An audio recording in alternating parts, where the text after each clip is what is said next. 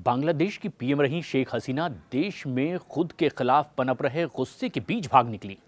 एक साथ 20 लाख लोगों ने राजधानी ढाका की ओर मार्च करना शुरू किया तो शेख हसीना समझ गईं कि अब उनकी सत्ता का अंत होना बिल्कुल तय है। शेख हसीना राज के खत्म होने के साथ साथ भारत की चिंताएं भी अब बढ़ने लगी है।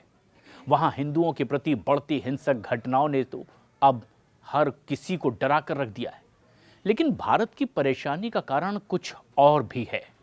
भारत सरकार को आने वाले दिनों में नॉर्थ ईस्ट में अशांति का अंदेशा सताने लगा है।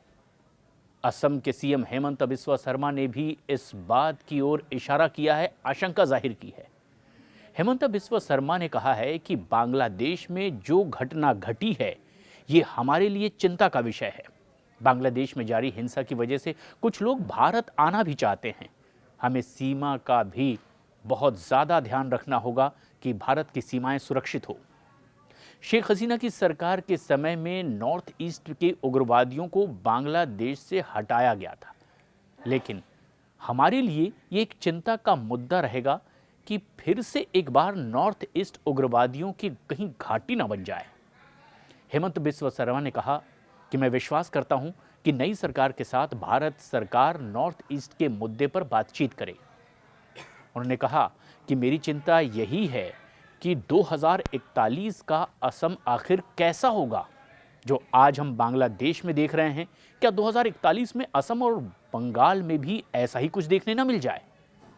बांग्लादेश में आज घटनाएं जो हो रही है ये बांग्लादेश के लिए चिंता का विषय जरूर है, लेकिन भारत के लिए भी चिंता का एक बड़ा सबब है, क्योंकि हमारी डेमोग्राफी रोज बदलती चली जा रही है। दरअसल मौजूदा बांग्लादेश के मैप को अगर हम गौर से देखें तो आप ये समझ पाएंगे कि ये मुल्क 3 तरफ से पूरी तरह से भारत से अच्छी तरह से घिरा हुआ है। और वैसे ऐसा हो भी क्यों नहीं, क्योंकि दरअसल मौजूदा बांग्लादेश का इतिहास 1971 और 1947 से ही नहीं बल्कि 1905 से शुरू होता है। 1905 में ब्रिटिश सरकार ने पहली बार किसी भारतीय प्रांत को धर्म के आधार पर 2 भागों में बांट दिया था और उस वक्त बंगाल नाम के एक ही प्रांत की बात हुई थी। फिर उसे धर्म के आधार पर पूर्वी बंगाल और पश्चिमी बंगाल में बांट दिया गया। यही पश्चिमी बंगाल आज भी भारत का प्रमुख राज्य है, वेस्ट बंगाल जिसे कहते हैं। दूसरी तरफ पूर्वी बंगाल मुस्लिम बहुल होने की वजह से 1947 में बंटवारे के बाद पाकिस्तान में चला गया और फिर उसका नामकरण पूर्वी पाकिस्तान के तौर पर हुआ।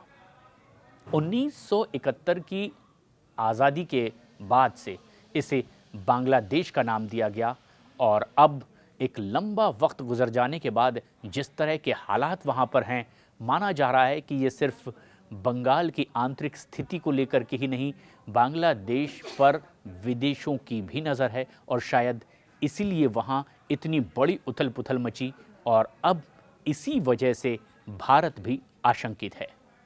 क्या भारत की आशंका जायज़ है? कमेंट्स करके आप अपनी राय हमें ज़रूर दें।